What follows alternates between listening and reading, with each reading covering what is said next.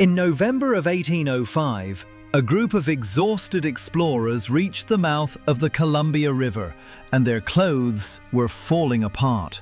Meriwether Lewis wrote it plainly. The leather was rotting off their backs after weeks of Pacific rain. But the Chinook and Clatsop people on that same stretch of coast weren't cold. Clark stood there admiring a Nehalem man's sea otter robe, wanting one so badly he traded away Sacagawea's own belt of blue beads just to get it. Here's the strange part. That man wore almost nothing underneath it. So how did people on one of the wettest coastlines in North America outlast a winter that was rotting manufactured leather and wool off explorers wearing far less than the men who were freezing? The answer starts with a fact most people never think about. Wet cold isn't just uncomfortable. It's a completely different physical problem than dry cold, and it's the far more dangerous one. Water pulls heat off exposed skin roughly 25 times faster than still air does. That's the number that explains why 40 degrees and soaked can put a person into hypothermia faster than 0 degrees and dry ever could. In the Rockies or the Northern Plains, in a cold that's genuinely brutal but bone dry, you can layer wool and buffalo hide and largely win that fight. On the northwest coast, that same strategy fails. Rain finds its way through everything eventually, and once a layer of hide or fur is saturated, it stops insulating and starts stealing heat directly off the body wearing it. The people living on that coast weren't really fighting the cold at all. They were fighting water. And it turns out the fix for water isn't more clothing. It's the opposite. It helps to see the contrast side by side. Up in the Arctic and subarctic, where the cold is savage but dry, Inuit and Yupik families built their entire wardrobe around caribou hide. Caribou hair is hollow, so it traps insulating air both between the strands and inside each individual hair, which is why a caribou parka can be lightweight, durable, and genuinely water repellent all at once. Layer that hide correctly, fur inward against the skin for one layer and fur outward for the next, and a person can stand still in temperatures that would kill an unprepared traveller in minutes. That system works because the air up there stays cold and dry for months at a stretch. Rain almost never enters the equation. The clothing only has to fight temperature, so more insulation is simply more protection, and there's no penalty for piling it on. 600 miles south and west, on a coast where it rains more days than it doesn't, that exact same strategy turns into a trap. More hide means more surface area to get soaked, more weight to carry, and more time spent wet and cold instead of dry and warm. The two environments demanded two completely different engineering answers to the word cold, and the people living in each one built exactly the right answer for their own weather, rather than importing a solution that worked somewhere else. That's the detail that gets lost when people picture how Native Americans dealt with winter as a single, uniform story. It wasn't one solution, it was dozens, each one calibrated to a specific climate down to the level of a single tree species or a single fir. Which is why the first thing that surprises you about Northwest Coast life is how little people actually wore. Early written accounts from Puget Sound down through the Columbia describe men going nearly naked most of the year, even into the cooler, wetter months, wearing nothing but a breechcloth, and sometimes not even that. Women wore a simple skirt of shredded cedar bark tied at the waist that swayed and dripped and dried fast. No parkas. No layered furs stacked shoulder to ankle the way you'd picture on a plains horseman riding into a January blizzard. On a coast this wet, heavy hide clothing becomes a liability rather than a shield. It soaks through within an hour outdoors, it doubles in weight, and it never fully dries in a climate where the sun sometimes doesn't break through cloud cover for weeks. A soaked hide pressed against skin does the exact opposite of what you'd want from it.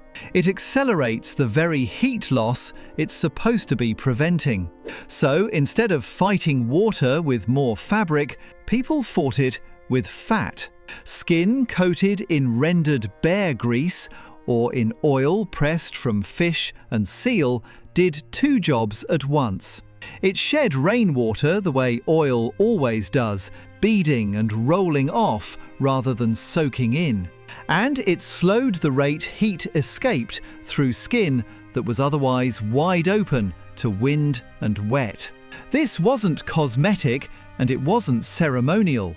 It was thermal engineering, using the one genuinely waterproof material anyone had access to, and it meant a body could stay functionally warm, carrying almost no clothing at all. There's a second layer to the system, and it's the one nearly every early visitor wrote home about. Cedar, specifically the soft, fibrous inner bark of the western red cedar, a tree that grows in staggering abundance the entire length of that coast. Women would strip long ribbons of it from living trees, carefully without killing them, then soak the bark, pound it against a rock or a plank for hours until it softened, and shred it down into fibres as fine and workable as raw wool. Twined together on a simple loom, it became a rain cape shaped like a truncated cone, thick enough to shed a real downpour. The same technique produced basketry hats, woven tight enough to keep water off the scalp for hours, and skirts that dried in a fraction of the time any tanned hide would need. Chinook clothing in particular was engineered around exactly this problem. Sea otter pelts, cedar bark and beargrass fibre chosen specifically because all three resisted the water that was rotting Lewis and Clark's own gear apart in real time a few miles down the same river. Status still mattered here the way it does everywhere. A chief or a person of high rank wore robes trimmed in sea otter fur, among the warmest and most water-resistant pelts on the continent, or a mountain goat wool blanket that could take a skilled weaver weeks to finish. That's the robe Clark wanted, badly enough to trade away Sacagawea's beads for it. But for most people, on most days, the actual base layer of survival wasn't fur at all. It was cedar, oil, and going without, because carrying less waterlogged weight kept a person warmer than carrying more insulation that couldn't stay dry for more than an hour at a time. The exact recipe shifted from group to group along that same coast, which is worth pausing on, because it shows how precisely this system was tuned rather than guessed at. Farther north, among the Tlingit and Haida, colder winters and heavier snow at higher latitudes meant robes and fur trim carried more weight in the wardrobe than they did further south. The Chilkat, a Tlingit group, wove elaborate ceremonial robes on a specialized loom, combining mountain goat wool and cedar bark into pieces that took months of labor and were worn as much for rank and ceremony as for warmth. The Kwakwaka'wakw and the Coast Salish, living in the milder middle stretch of the coast, leaned harder into cedar bark and oil, since their winters were wetter but less consistently freezing. None of these choices were arbitrary. Each community was running its own localized version of the same core engineering problem, adjusted for exactly how cold, how wet, and how long the season ran in their particular stretch of coastline. Children learned this system the way children everywhere learn survival, by watching and doing, years before they'd ever call it a system at all. A girl learned to judge cedar bark by feel, which strips were ready to strip from a tree and which needed another season to mature, by working alongside her mother and grandmother at the pounding stone. A boy learned how much oil to work into his skin before a long day on the water by getting it wrong first, shivering through a fishing trip and adjusting the next time. None of it was written down.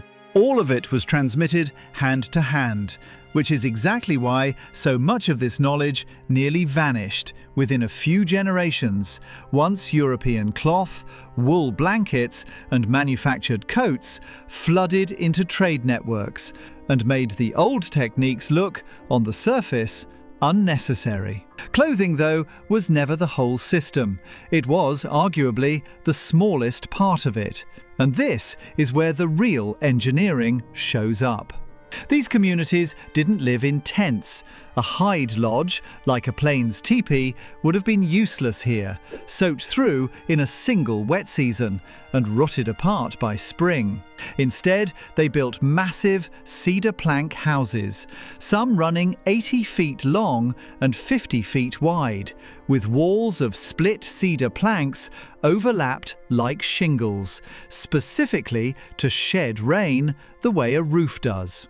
Inside, a central fire pit burned nearly around the clock, with a hole cut into the roof above it to vent smoke. 50 or 60 people from the same extended family might sleep in a single one of these rooms, in stalls built along the walls, radiating body heat into a shared space that never fully went cold, even at 3 in the morning in January. You weren't warm because your clothes were warm. You were warm because the building itself was warm, and the fire inside it never went out. Around that fire, wet gear dried constantly. Cedar capes, hunting equipment, bark clothing, all of it rotated near the coals the moment someone came in from the rain, which on this coast was most days of the year. The entire system assumed you would get wet. It never tried to prevent that outright. It built the recovery in instead, a warm, dry space you returned to every single time the weather won the first round of the day. Then there's the piece of the story that almost never makes it in, and it might be the most important one of all. Heat doesn't only come from outside a body. It's also generated from inside it, as a byproduct of simply burning fuel. And the people of this coast were eating an enormous amount of fuel. Salmon, seal, whale, all extraordinarily rich in fat, rendered down into oil and consumed in quantities that would sound extreme by modern dietary standards. That oil wasn't just food, it was combustion. A body running on that much stored fat produces heat as a natural byproduct of digestion alone, on top of the heat generated by constant physical labor. Fishing, paddling, hauling timber, building. Sitting still is what actually gets a person cold. This was a culture that rarely sat still for long, and the diet was calibrated, whether anyone ever framed it that way or not, to keep the internal furnace running hot enough that the weather outside mattered a little less. Picture a single wet morning to see how all of it works together. A man wakes inside a plank house, still warm from the coals of the night before. He steps outside into rain that hasn't let up in 3 days, wearing nothing but a breechcloth, his skin already slicked with oil from the night before. He walks to the shoreline, barefoot. The cold water doesn't shock him the way it would you, partly because his body has spent a lifetime calibrated to exactly this. He fishes for 2 hours in the rain, moving constantly, hauling in a net heavy with salmon. And by the time he's done, his body has generated more heat through effort than the rain has managed to steal. He comes back inside, hangs his cedar cape by the fire, eats a meal thick with rendered oil, and by evening he's warm, dry and fed. Having never once tried to out-armour the rain, he simply outlasted it. Now picture the same house on the worst night of the year, when a real Pacific storm rolls in off the water. Wind rattles the split cedar planks. Rain hammers the roof hard enough to drown out conversation. Nobody goes outside unless they absolutely have to. The fire gets fed heavier than usual, someone keeps watch on it through the night, and the whole extended family packs in closer along the wall stalls than they would on an ordinary evening. This is the night the whole four-part system earns its keep all at once. The plank walls hold against wind that would flatten a hide tent. The fire burns hot enough that even the coldest corner of the room stays above freezing. Anyone who came in soaked earlier in the day is long since dry.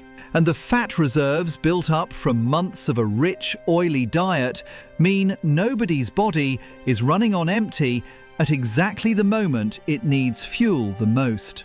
The storm outside is doing everything wet cold can do. Inside, none of it matters, because every layer of the response was built for precisely this night. There's also a piece of this story that's easy to miss if you only think about survival and never about status. Furs weren't just insulation on this coast, they were currency, and they were spectacle. At a potlatch, the elaborate ceremonial feasts that defined wealth and rank across the region, a host might give away dozens of prized furs, blankets woven from mountain goat wool, and other high-value goods to guests, publicly demonstrating a level of abundance that cemented their family's standing for a generation. The same sea otter robe Clark coveted badly enough to trade away a woman's beaded belt wasn't simply warm. It was also a walking display of exactly how wealthy and connected its owner was. Survival technology and social hierarchy weren't separate systems here. They were woven into the same material, sometimes literally. It's worth being precise about what wet cold kills you actually means inside a human body, because it explains why the system above targeted the exact things it did. Hypothermia sets in once the body's core temperature drops just a few degrees below its normal baseline. The early signs are subtle: shivering, clumsy hands, a kind of mental fog that makes bad decisions feel reasonable. Left unchecked, the shivering eventually stops, which sounds like recovery, and is actually the opposite, since it means the body has given up trying to generate heat on its own. Wet skin accelerates every stage of that process because evaporating water pulls additional heat off the body on top of whatever convection and conduction are already stealing. A person in dry clothing at freezing temperatures can often self-rescue by moving and layering up. A person soaked through in that same temperature has a much shorter clock before the whole chain starts to cascade. Every piece of the coastal system, the oil, the cedar, the fire, the fat-heavy diet, was aimed directly at slowing or reversing one link in that exact chain. The fur trading posts that sprang up along this coast in the early 1800s ran an accidental, repeated experiment on this exact problem, and it failed the same way almost every time. Company men arriving from Britain or the eastern United States showed up in wool greatcoats and leather boots, confident their manufactured gear outclassed anything local. Within a single wet season, journals and company records describe the same pattern again and again. Rotted leather, mouldering wool, boots that fell apart at the seams, and men falling sick at rates the local population simply didn't experience. It wasn't that European clothing was poorly made, it was built for a different kind of cold entirely, the dry kind, and it had no answer for a climate that soaked everything within an hour and never fully dried it out again. That system held up remarkably well across an entire year of wet weather, but it wasn't magic and it didn't work in every case. Elders, infants, and anyone already weakened by illness or injury were the ones genuinely at risk when a season turned unusually harsh. Early written accounts from missionaries and fur traders do describe deaths from exposure in the hardest years, particularly during storms severe enough to trap someone away from shelter overnight. No system built by people is airtight against nature at its absolute worst. But measured against outsiders who arrived certain their own technology was superior, wool coats, leather boots, canvas tents, and then watched all of it fail within weeks of the first real Pacific winter, the local system held its ground. It was built around one honest assumption: water always gets in eventually. And it answered that assumption with fat, fire, fibre and fuel, rather than wasting effort trying to keep the water out in the first place. Here's the part that should sit with you longer than the rest of it. Modern outdoor gear companies spend enormous research budgets chasing something called active insulation. Clothing engineered to keep working even while wet, to dry fast, to hold warmth through a soaking that would ruin ordinary fabric. It gets marketed as a recent breakthrough, a problem finally cracked by new synthetic fibers and lab-tested membranes. But a culture with no synthetic fibers at all solved a version of the same problem centuries earlier, using a tree, an animal's own rendered fat, and a fire that never went out. They weren't trying to keep the water off their skin. They were making sure the fire stayed lit, the fat kept burning, and the body kept moving. That's not a primitive workaround. It's a different, and in more than one way smarter, answer to the exact same physics problem a $100 billion outdoor industry is still marketing jackets to solve. So the next time you zip up a rain shell and still end up cold and damp underneath it anyway, it's worth asking what you're actually missing. It probably isn't a better jacket. It's the fire waiting for you at home, food dense enough to actually burn as fuel, and the discipline to keep moving instead of standing still in the rain, waiting for a piece of fabric to do the one job that was never really its job to do.